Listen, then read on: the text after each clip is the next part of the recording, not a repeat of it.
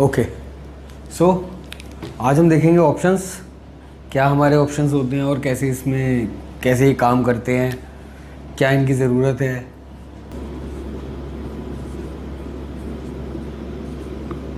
Option is right to do something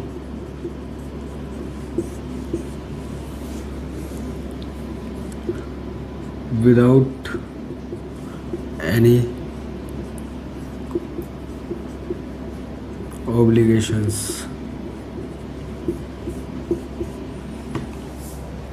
option क्या होते हैं हमारे?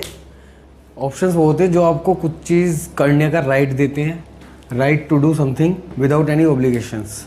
मतलब समझाता हूँ,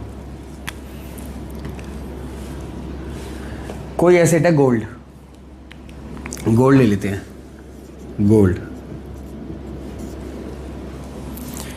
गोल्ड का रेट है 50,000 10 ग्राम। गोल्ड का रेट 50,000 पर 10 ग्राम है। अब ऑप्शंस क्या होते हैं? आपको लग रहा है गोल्ड का प्राइस बढ़ेगा, 55 जाएगा या 60 जाएगा, मतलब कुछ भी जाए पर गोल्ड का प्राइस ऊपर जाएगा। तो आप एक कॉन्ट्रैक्ट कर लेते हैं दूसरे बंदे से। मान लीजिए ये एक्स है और ये वाई है। एक्स को लग रहा है गोल्ड का प्राइस बढ़ेगा, तो एक्स क्या करेगा, इसके पास जाएगा और इससे एक कॉन्ट्रैक्ट कर लेगा, राइट टू बाय और सेल। फिलहाल इसे लग रहा है गोल्ड का प्राइस ऊपर जाएगा, तो ये राइट टू बाय ये कॉन्ट्रैक्ट करेगा, जिसमें इसके पास एक राइट आ जाएगा कि ये इससे बाय कर सकता है, ये इससे सोना खरीद सकता है।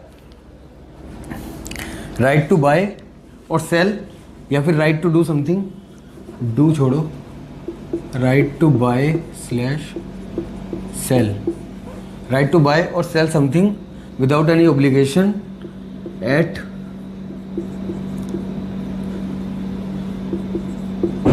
प्री determined date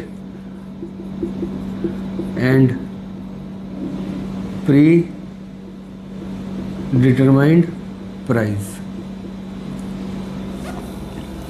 पहले से ही तय हुई हुई तारीख पे, पहले से ही तय हुए हुए दाम पे चीज़ को खरीदना या बेचने का हक। This is options. नहीं समझ में आया? पहले से तय हुई हुई तारीख को पहले से तय हुए हुए पैसों पे खरीदने का या बेचने का कॉन्ट्रैक्ट ऑप्शंस कहलाता है। ये एक्स को लग रहा है कि ये जो प्राइस है इसका गोल्ड का, ये 60 जाएगा 70 जाएगा आने वाले 20 दिनों में, महीने में, 2 महीने में, 3 महीने में। तो ये इससे 1 महीने बाद का, एक्स इससे 1 मंथ आफ्टर 1 मंथ बाद का गोल्ड बाय करने का कॉन्ट्रैक्ट करेगा एट 55,000। समझ रहे हो?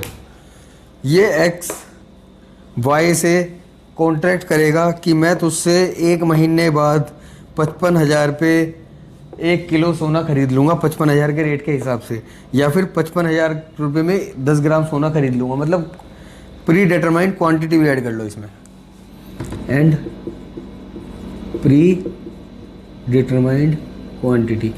तो यहाँ क्वांटिटी भी ऐड हो जाएगी। मान लो 55,000 रुपये के रेट के हिसाब से 1 किलो,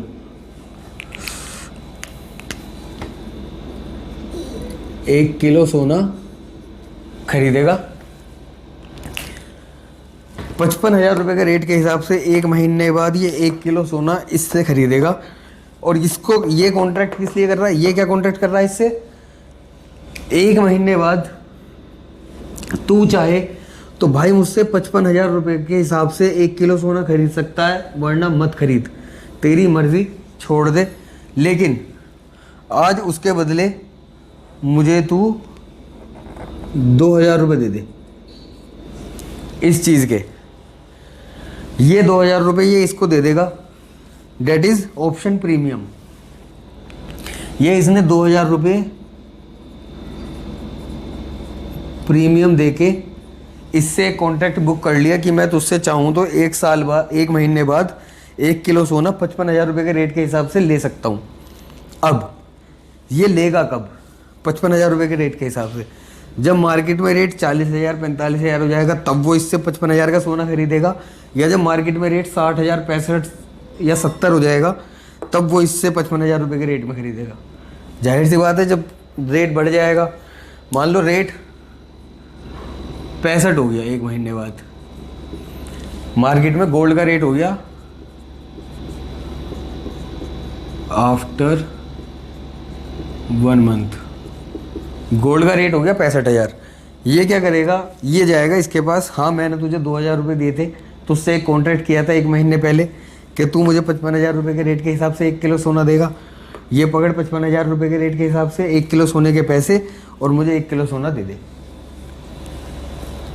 तो ये इसको 5,50,000 रुपये देगा और इससे सॉरी कितने देगा यार, इंटू 1000 करो ना इसमें, इंटू 100, 55 लाख। तो ये इसको 55 लाख रुपए देगा और इससे 1 किलो सोना ले लेगा। 55 लाख ही बैठेंगे ना यार, मैथ में दिक्कत हो तो बता देना। लेकिन 1 किलो सोने के पैसे 55 लाख रुपए देगा,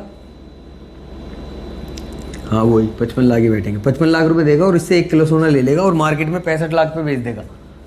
मार्केट में क्योंकि रेट 65,000 है तो, और इसने इससे सौदा किया हुआ था कि ये 55,000 रुपये में देगा इसको, तो ये मार्केट से 65,000 रुपये का खरीद के 55,000 रुपये का इसको चाहे कहीं से भी देना पड़े, लेकिन ये इसको 55,000 रुपये में सोना देगा, क्योंकि इसने 2,000 रुपये इससे इसी बात के लिए हुए हैं कि 1 महीने बाद तू आ जियो और मुझसे 55,000 रुपये के रेट पे ये ले जियो। This is option buyer. ये इस केस में हमारा हो गया ऑप्शन बायर। अच्छा, अब खरीदे या ना खरीदे वो किसके ऊपर है? इसके ऊपर, इसकी चॉइस है ना। सोने का दाम बढ़ गया तो खरीदेगा, नहीं बढ़ा तो घर बैठेगा अपने, जाएगा ही नहीं उसके पास, फ़ोन भी नहीं उठाएगा उसका। तो अगर सोने का दाम बढ़ा तो ये चला जाएगा उसके पास, ला भाई सोना दे मेरे को 55,000 रुपये के हिसाब से, अब तो मार्केट में 65,000 है, मैं बेच के पैसे कमा लूँगा। लेकिन अगर मार्केट में सोना 50,000 चला गया या इससे नीचे चला गया 45 55 52, तो ये थोड़े ना जाएगा इसके पास कि भाई तू मुझे सोना दे, मैंने तुझसे 55,000, ये मार्केट से ही ले लेगा 42,000 का, जब मार्केट में रेट 42,000 है। सो जब इसके पास चॉइस है तो यही प्रीमियम देगा और ये प्रीमियम लेगा, क्योंकि ये ऑब्लाइज्ड है, इसको ऑब्लिगेशंस है कि इसको तो अगर ये लेने आ गया सोना, अगर ये इसके पास सोना लेने आ गया तो इसको तो देना ही पड़ेगा। ये मना नहीं कर सकता कि मैं नहीं दे रहा, क्योंकि इसने इससे 2,000 रुपये प्रीमियम ले लिया है पहले ही। So this is advantage to option buyer कि उसके पास एक चॉइस रहती है, वो चाहे तो जाए चाहे तो ना जाए। This is option. अब यही अगर ये चाहे तो ये इससे कॉन्ट्रैक्ट कर सकता था कि मैं 55,000 रुपये में तुझे 1 महीने बाद सेल करूंगा। तब इसके दिमाग में क्या था?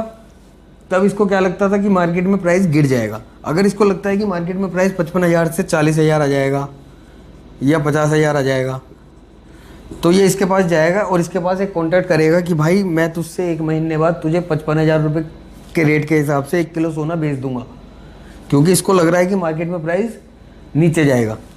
तो इसको क्या लग रहा है, मार्केट में अगर प्राइस 40,000 हो गया तो ये 1 महीने बाद मार्केट से 40,000 रुपये बाय करेगा, और इसने इसके साथ कॉन्ट्रैक्ट किया ही हुआ है कि मैं तुझसे भाई 1 महीने बाद 55,000 रुपये के रेट के हिसाब से तुझे मुझसे खरीदना पड़ेगा 1 किलो सोना। तो जब इसको इससे 55,000 रुपये के रेट के हिसाब से खरीदना ही पड़ेगा, तो ये आज उससे कुछ उस बात के पैसे लेगा। मान लो इसने उससे आज फिर 2,000 रुपये प्रीमियम ले लिया।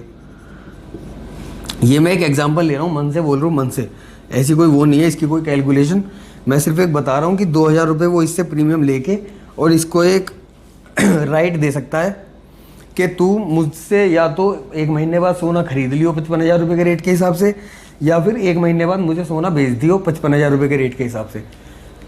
दिस इज ऑप्शंस, जिसमें आपके पास राइट होता है किसी चीज़ को बाय या सेल करने का, पर कोई ऑब्लिगेशन नहीं होती, और आपसे जो सामने वाला होता है वो ऑब्लाइज्ड होता है, उसे आपको बेचना ही पड़ेगा, या उसने अगर आपसे प्रीमियम लिया है तो फिर उसके पास ऑब्लिगेशन है, या फिर वो बंध गया कि उसको ये कॉन्ट्रैक्ट आपको पैसे देने ही पड़ेंगे। और ये मत सोचना कि इसमें बेईमानी हो जाती है, इसके बीच में एक्सचेंज होता है, जो फ्रॉड होने से बचाता है। अगर आपने प्रीमियम दिया है तो आपको सामान मिलेगा, अगर वो रेट ऊपर बढ़ गया तो फ्रॉडबाजी की तो चक्कर ही नहीं है। ओके, तो ये हमारा एक बेसिक ऑप्शंस हो गया कि ऑप्शंस हमारे कैसे काम करते हैं। अब ऑप्शन हमारे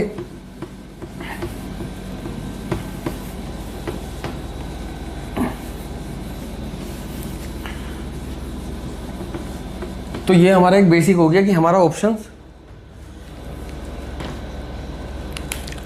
तो ये था हमारा ऑप्शन काम कैसे करते हैं। अब हम देखते हैं ऑप्शन कितने प्रकार के होते हैं।